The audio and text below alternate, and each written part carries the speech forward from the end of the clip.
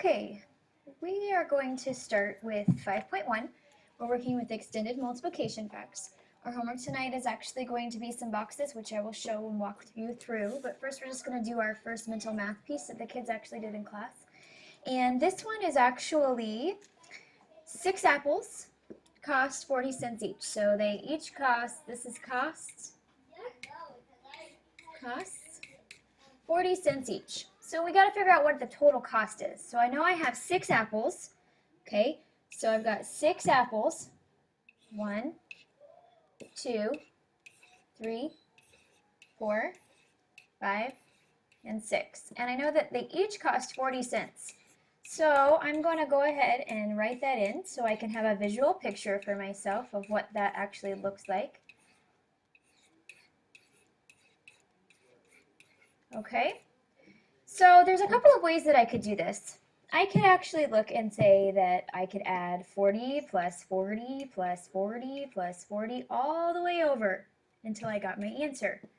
That would take a really long time to add. So I know that if each apple costs 40 cents, that's 6 times 40. Remember our new multiplication symbol because we don't want to put x in there in case we have an open sentence. 6 times 40 will give you my answer. Now, if I were to take, I know this is a decimal, but I'll put that in there in just a minute. 6 times 40, if I were to take and stack those up so that I could just use it and see it in my brain here, I could do it a couple of different ways. Remember I told you I had a decimal, so I need to put him over here so I don't forget to put him in just a minute. I would take 6 times 0, 0 times 6 is 0, and 6 times 4. 6 times 4 is 24, so 240. Now remember I had a decimal over here, and it was 1, 2 places, so I'm going to go 1, 2. So I know my answer would be $2.40. There's also another way you can do it. You can actually look at it. 6 times 40. Well, I know if I drop off this 0 on the other side of my equal sign, now I've made the problem a little easier for myself. I can see that 6 times 4, and I know my multiplication facts.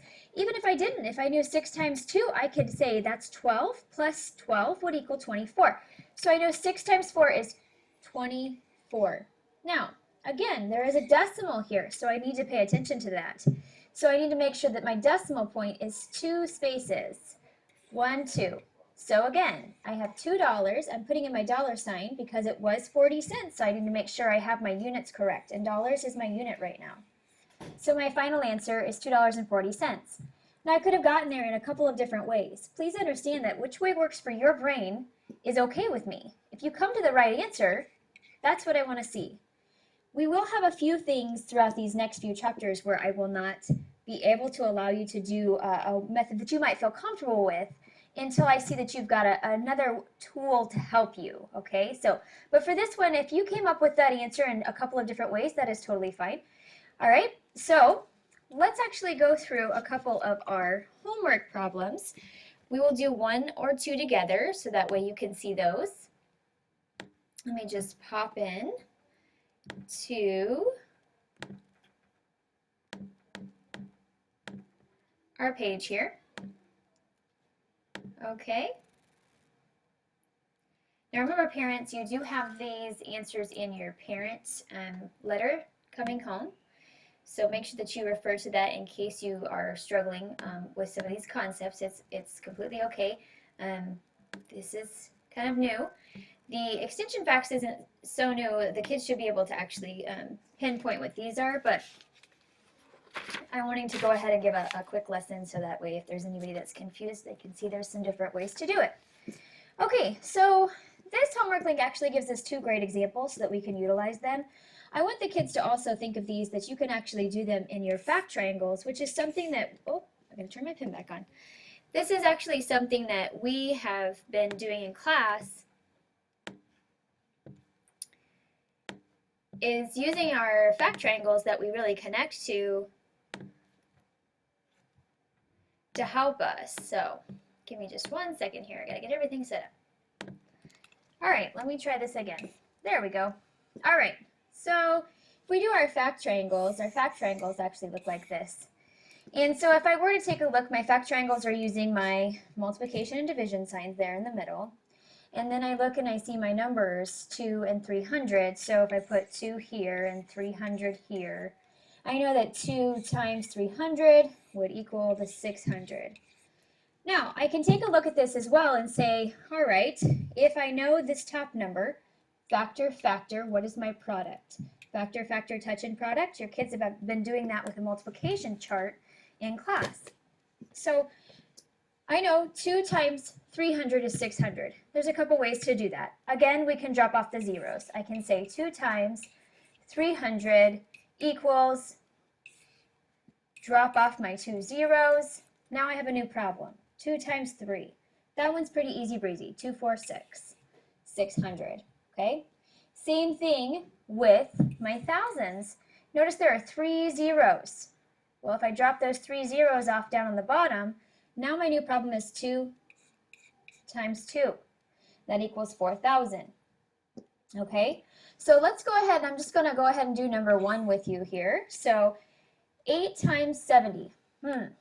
Well, I know that 8 times 7, that is my buddy fact. My buddy fact is 5, 6, 7, 8.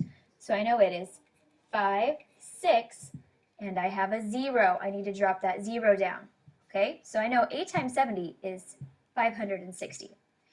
All right, let me take a look at 8 times 400. I see 2 zeros there, so I'm going to quickly drop those off so I can make it an easier problem for my brain to solve. 8 times 4, 32. So I know I have 3,200. Okay?